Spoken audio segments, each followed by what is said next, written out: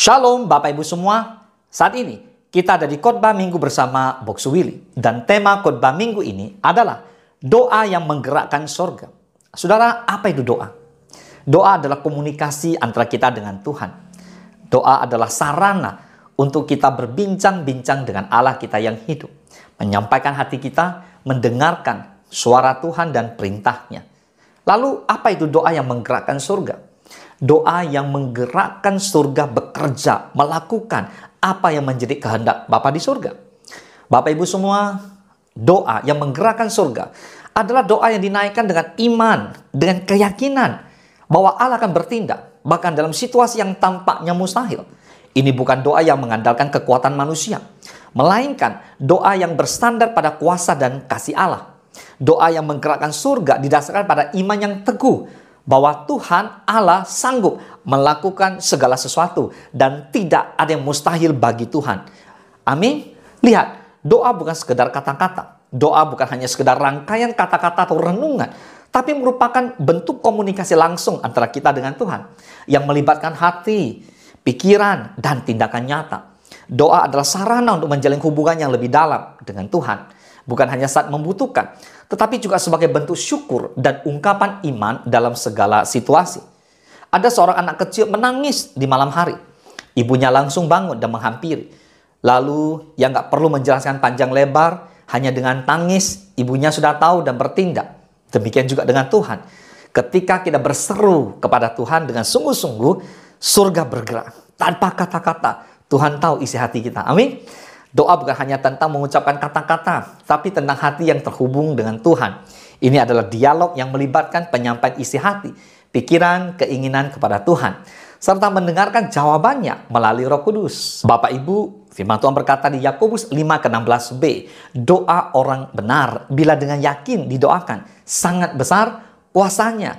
Jadi doa bukan sekedar rutinitas, doa punya kuasa. Doa yang lahir dari hati, yang benar, dari kehidupan kita kepada Tuhan, dan iman yang sungguh-sungguh dapat menggerakkan tangan Allah dan membukakan pintu-pintu surga. Amin. Nah, sekarang kita belajar, kita lihat sama-sama, apa sih yang menjadi tujuan doa? Bapak Ibu semua, tujuan doa bukan mengubah Tuhan, tapi menyelaraskan kita dengannya. Doa bukan cara memaksa Tuhan memenuhi kehendak kita, bukan. Sebaliknya, doa adalah momen penyelarasan. Ketika kita berdoa dengan benar, kita diubahkan lebih dulu. Barulah kuasa Tuhan bekerja. Artinya Tuhan tidak tertarik mengubah keadaan kita. Tuhan lebih tertarik mengubah karakter kita. Supaya kita menjadi serupa dengan Dia. Artinya tujuan utama kehidupan rohani bukanlah untuk mengubah kehendak atau rencana Tuhan. Melainkan untuk menyelaraskan diri kita, pikiran kita, tindakan kita dengan kehendak dan rencananya Tuhan. Ini berarti bahwa kita berusaha untuk hidup sesuai dengan ajaran dan prinsip-prinsip yang Tuhan berikan. Bukan mencoba untuk membuat Tuhan mengikuti keinginan kita. Matius 6 ayat 10 dikatakan, datanglah kerajaanmu, jadilah kehendakmu di bumi seperti di surga. Kehendak dan rencana Tuhan adalah kekal dan tidak bisa berubah. Kita tidak bisa mengubahnya sama sekali. Tetapi kita bisa mengubah diri kita sendiri untuk lebih selaras dengan kehendak Tuhan. Proses penyelarasan ini melibatkan pertumbuhan rohani, pemahaman yang lebih dalam tentang firman Tuhan, dan hidup dalam ketaatan kepadanya. Doa dan firman Tuhan adalah alat utama yang membantu kita untuk menyelaraskan diri dengan kehendak Tuhan. Nah, melalui doa, kita berkomunikasi dengan Tuhan dan meminta bimbingannya. Lalu melalui firman-Nya, kita belajar tentang kebenaran dan prinsip-prinsip yang Tuhan inginkan agar kita taat dan kita lakukan. Doa yang menggerakkan surga adalah doa yang selaras dengan kehendak surga. Katakan amin. Kita lihat sekarang adalah ciri-ciri doa yang menggerakkan surga. Yang pertama, didasarkan pada hubungan, bukan ritual. Tuhan bukan mesin jawaban doa. Dia adalah Bapa. Pernyataan ini memiliki makna bahwa Tuhan dalam konteks keimanan bukanlah mesin otomatis yang selalu memberikan jawaban instan atas setiap doa. Sebaliknya, Tuhan adalah sosok Bapa yang penuh kasih dan kebijaksanaan yang membimbing, membentuk rohani umat Tuhan melalui berbagai pengalaman termasuk dalam bentuk renungan dan perenungan rohani. Doa bukan hanya tentang meminta sesuatu, tetapi juga tentang membangun hubungan yang lebih dalam dengan Tuhan. Matius 6 ayat ke-7, firman Allah berkata, lagi pula dalam doamu itu janganlah kamu bertele-tele seperti kebiasaan orang yang tidak mengenal Allah. Mereka menyangka bahwa karena banyaknya kata-kata doanya akan dikabulkan. Saudara, doa yang efektif lahir dari relasi yang intim, bukan sekedar rutinitas keagamaan. Doa yang tulus dan bermakna muncul dari hati yang terhubung dengan Sang Pencipta, bukan hanya pengulangan kata-kata tanpa makna. Ini melibatkan keterbukaan hati, kejujuran, dan kerinduan untuk mengenal Tuhan lebih dalam. Jika doa hanya menjadi rutinitas tanpa adanya pemahaman dan penghayatan, maka doa tersebut tidak akan memberikan dampak yang signifikan. Doa yang efektif adalah doa yang keluar dari hati yang sungguh-sungguh rindu bertemu dengan Tuhan. Boleh katakan amin? Yang kedua, disampaikan dalam iman. Ibrani 11 ayat 6 dikatakan, tetapi tanpa iman, tidak mungkin orang berkenan kepada Allah. Sebab barang siapa berpaling kepada Allah, ia harus percaya bahwa Allah ada dan bahwa Allah memberi upah kepada orang yang sungguh-sungguh mencari Dia. So, doa yang efektif bukan penuh keraguan, tidak, tapi penuh keyakinan justru. Bahkan sebelum jawaban datang, kita punya iman, kita percaya dan tetap percaya kepada Tuhan.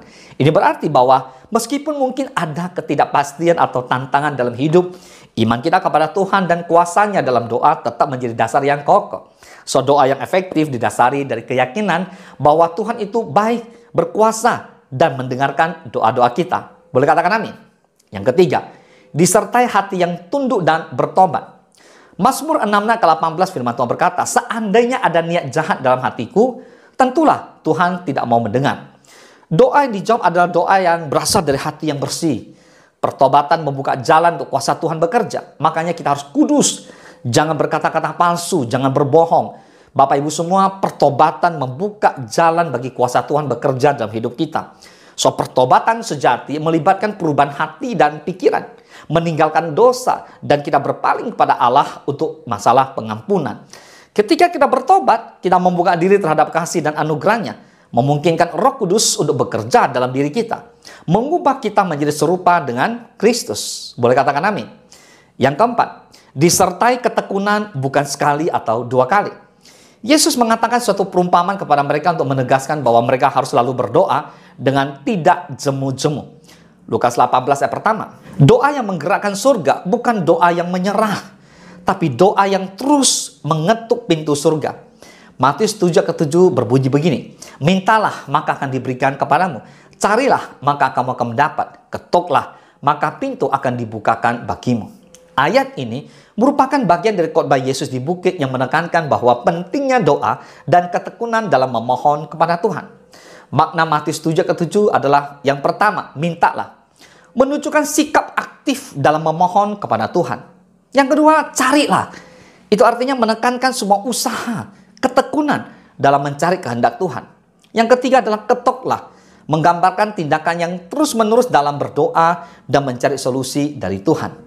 Pesan utama dari Matius 7:7 adalah ayat ini mengajarkan bahwa Tuhan adalah Bapa yang baik dan siap memberikan yang terbaik bagi anak-anaknya yang meminta, mencari, dan mengetuk pintunya dengan iman.